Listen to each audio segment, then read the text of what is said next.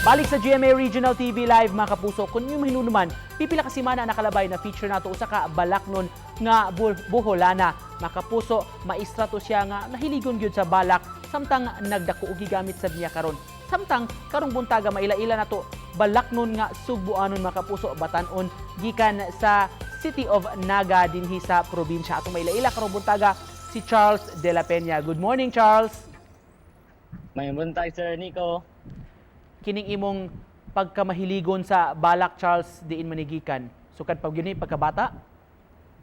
Pagkabata kay nahilig na gyud ko akong vocabulary sa Bisaya kay wide na judaan tungod kay akong mga lola og lolo kay sige og paminaw og kanang sa radyo. But then ako ang kuan sa great grandfather sa kay mo magbalitaw kanang mo kanta siya ba sa kuan sa magitar. Kung atong mabantayan, Charles, ang uban siguro nga mga batanon moingon nga murag bakikaw or murag maglisod, magsulti gyud og pinulungan Bisaya, pero in your case murag naanad na gyud kay ni.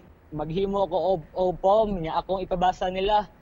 Anay mga uban ang mga words ang dili siya kuan makasabot kay kuara daw kay daw kanang lawmer daw siya nga words. But then murag ang word nga akong gi-describe kay kuan ra murag ako ra siya naandan ba mo nga murag kuan na lang in the way of living nga word like inaana siya nga way. Karong bag-o, Charles, do na kay gimugna spoken poetry, Charles. Ito title adto dedicated nimo sa mga frontliners nato ni atong pandemya nga nasinati ron. Can you tell us more about this? Tungod sa mga balita sa like ang uban nga mga frontliners kay gina-discriminate like gina-humiliate maoto nga murag nikuan siya og spark sa ako ang writing skills. Unsa toy title adto, Charles, and in Tagalog man to no? Nganong buti mo ihalad to sa mga frontliners? Sigwa, yeah. Nganong man tong naka-create man kaadto og nganong gusto nimo nga murag pasalamatan daygon ato mga frontliners?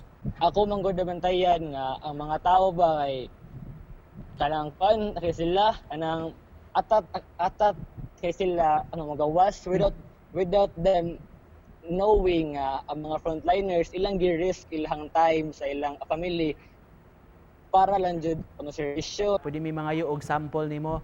We learn nga ubay-ubay na makagnabuhat ron mga works, mga pieces. Doon ako no kay murag ihatag nga sample sa atong mga kaigsunan nga nagtan-aw karong buntaga. Unsam ni mahitungod?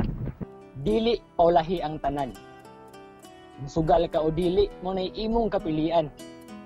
Buhata ang gusto imong buhaton. Kay bisan gani wala kay gibuhat, naara gihapon nay bati ngay kasulti ang mga tao karon. Maong padayon sa papaningkamot aron makabot ang dugay na nimo nga gipaabot. Aron susunod nga pagsalop sa adlaw, madali ra gihapon kapag lakaw. Layo gihapon ang panlantaw apan sa paghanduraw na sa kaharuhay ug kalisod nga naagian sa pakigbisog sa kultura nga ibong gibarugan.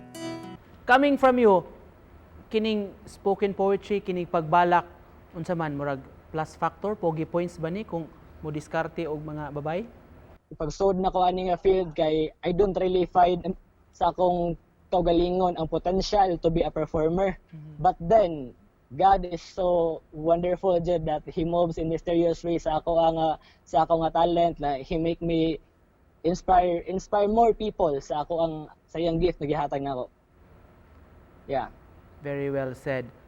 Finally, Charles, muragdang mensahe na lang sa nimo sa mga nagtan-aw nato ron, dala pod nga murag pag-promote ni atong programa GMA Regional TV Live. Amo kang i-challenge balak gihapon. Mga higala, kadyot ra ng istoryaa, maong palihog paminawa. Padayon sa pagkutlo og pagtulunan, gamit ang GMA Regional TV nga pamantalaan. Kay kini, mauni ang makasaligan. Thank you so much sa imong makalingaw og nga talento, pag-inspire sa itong makabatanon karong buntaga, Charles Hendrick De La Peña. Thank you so much, Charles. Thank you, Sir Nico. God bless you.